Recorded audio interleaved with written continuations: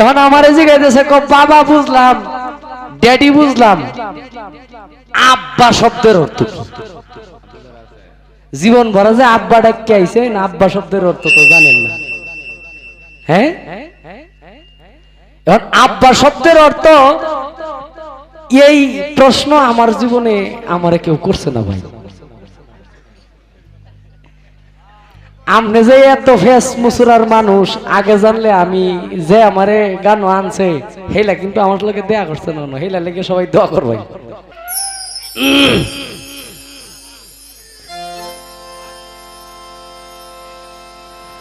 ধন্যবাদ।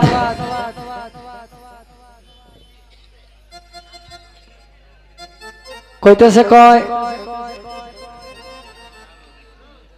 জামাই গিয়া শাশুড়িরে সালাম করছে ফাউস হইয়া,